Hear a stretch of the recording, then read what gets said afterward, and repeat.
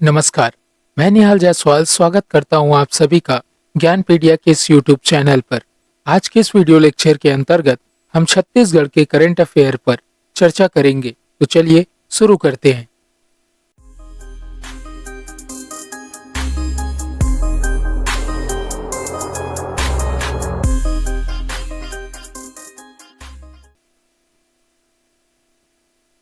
पहला current affair है राष्ट्रीय लोक अदालत का आयोजन। देश भर में 12 नवंबर 2022 को राष्ट्रीय लोक अदालत का आयोजन किया गया। यह लोक अदालत राष्ट्रीय कानूनी सेवा प्राधिकरण अर्थात नालसा नई दिल्ली द्वारा जारी दिशा निर्देशों के अनुसार लगाई गई है। यह अदालतें हाइब्रिड मोड में अर्थात भौतिक रूप से उपस्थित होकर या ऑनलाइन के माध्यम से आयोजित की गई। इस वर्ष की यह अंतिम राष्ट्रीय लोक अदालत है। इसके पहले भी राष्ट्रीय लोक अदालत इस वर्ष 3 बार की जा चुकी है। इसके संबंध में यदि हम अन्य बातों की चर्चा करें तो इसके लिए प्रदेश के उच्च न्यायालय द्वारा निम्नलिखित जिलों के जिला व सत्र न्यायाधीश को आदेश दिए गए थे।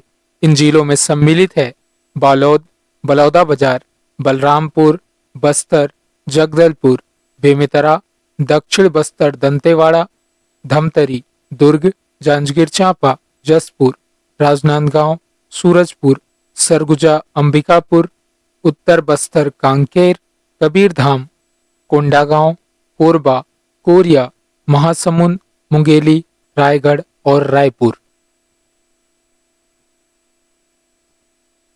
गौरतलब है कि लोक अदालत की व्यवस्था विधिक सेवा प्राधिकरण अधिनियम 1987 द्वारा की गई है तथा इनको सिविल न्यायालय की मान्यता होती है, जिसमें समनी सिविल मामले तथा कुछ सामान्य आपराधिक समनी मामलों की सुनवाई की जाती है।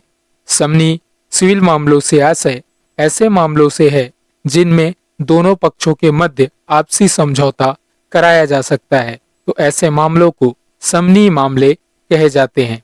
छत्तीसगढ़ में यह अदालतें छत्तीसगढ़ उच्च न्यायालय और छत्तीसगढ़ राज्य विधिक प्राधिकरण के प्रमुख अनूप कुमार गोस्वामी और न्यायमूर्ति गौतम भादुड़ी के मार्गदर्शन में संपन्न हुआ। नेक्स्ट करंट अफेयर है छत्तीसगढ़ सरकार और ICCR के मध्य समझौता। छत्तीसगढ़ सरकार और भारतीय सांस्कृतिक संबंध परिषद अर्थात ICCR के मध्य समझौता हुआ है। यह समझौता नई दिल्ली में हुआ, जिसमें छत्तीसगढ़ की ओर से संस्कृति विभाग मंत्री श्री अमरजीत भगत उपस्थित हुए। इस समझौते का उद्देश्य प्रदेश में संस्कृति और पर्यटन विषयक सुविधाओं के विकास एवं विस्तार करना है और दूसरा इसका उद्देश्य अधोसंरचना के निर्माण करना तथा अन्य देश के साथ द्विपक्षीय सांस्कृतिक संबंधों को विकसित करना सम्मिलित है। इसके संबंध में यदि हम लाभ की बात करें तो इसका पहला लाभ है कि राज्य में आयोजित होने वाले विभिन्न सांस्कृतिक और पर्यटन से जुड़े कार्यक्रम से अन्य देश के लोग व कलाकार इससे जुड़ सकेंगे और दूसरा इसका यह महत्व होगा कि राज्य के कला समूहों की प्रदर्शनी, कला शिविरों, संगोष्ठी, सम्मेलन आदि का आयोजन विदेश में हो सकेगा, जिससे छत्तीसगढ़ की संस्कृति को अंतर्राष्ट्रीय पहचान मिलेगी। गौरतलब है कि छत्तीसगढ़ की राजधानी में आयोजित होने वाले राष्ट्रीय आदिवासी नृत्य महोत्सव और राज्य उत्सव के दौरान विदेशों से आए नर्तक दलों को यहां आमंत्रित करने एवं आयोजन उपरांत उन्हें ससम्मान उनके देश वापसी कराने में ICCR का सबसे महत्वपूर्ण भूमिका रहा है। नेक्स्ट करंट अफेयर है मोबाइल जन सेवा वाहन। भेंट मुलाकात कार्यक्रम के दौरान मुख्यमंत्री श्री भूपेश बघेल द्वारा राजनांदगांव के अर्जुनी ग्राम में मोबाइल जन सेवा वाहन की शुरुआत की गई। इसके अंतर्गत राजीव युवा मितान क्लब के सदस्य इसमें अपनी सेवाएं देंगे।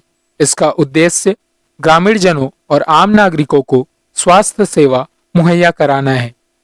इस वाहन के द्वारा नेत्र क्लिनिक और ब्लड बैंक के लिए रक्तदान के माध्यम से ब्लड इकट्ठा करने का कार्य किया जाएगा। इस वाहन के अंतर्गत बहुत सारी कंप्यूटराइज्ड और अन्य सुविधाएं उपलब्ध हैं। अब बात करते हैं राज्य में चल रही एक महत्वपूर्ण योजना की। इसका नाम है Mahatma Gandhi rural industrial park योजना। वर्ष 2022 में गांधी जयंती के अवसर पर छत्तीसगढ़ शासन की महत्वाकांक्षी Mahatma Gandhi rural industrial park योजना का शुभारंभ किया गया था, जिसका उद्देश्य गांवों के छोटे छोटे कुटीर उद्योग स्थापित कर लोगों को रोजगार और आमदनी के साधन से जोड़ना है। यह योजना गांवों के गौठानों में चलाई जाएगी और अन्य गौठानों को भी रूरल इंडस्ट्रियल पार्क के रूप में विकसित करने का प्रयास किया जाएगा। मुख्यमंत्री भूपेश बघेल जी के द्वारा प्रारंभ में 300 रूरल इंडस्ट्रियल पार्क विकसित किए जाने की घोषणा की गई थी, जिसमें प्रत्येक विकास खंड में 2 रूरल इंडस्ट्रियल पार्क बनाए जाने की बात कही गई थी। कांकेर जिले के कुलग्राम गांधीग्राम में छत्तीसगढ़ का प्रथम रूरल इंडस्ट्रियल पार्क स्थापित किया गया है। इसके लिए गौठानों में 1 से 3 एकड़ की भूमि पार्क के लिए अलग से रखी गई है या रखी जाएगी। राज्य सरकार के बजट में इस योजना के लिए इस वर्ष 600 करोड़ रुपए का प्रावधान किया गया है। ध्यान है कि पंचायत एवं ग्रामीण विकास विभाग को इस योजना के लिए नोडल अधिकारी बनाया गया है। आशा करता हूं आपको हमारे द्वारा साझा की गई जानकारियां पसंद आई होंगी। यदि आपको जानकारी पसंद आई है तो वीडियो को लाइक कीजिए, अधिक से अधिक लोगों तक शेयर कीजिए और चैनल को सब्सक्राइब कर बेल आइकन को ऑन करना ना भूलिए। धन्यवाद।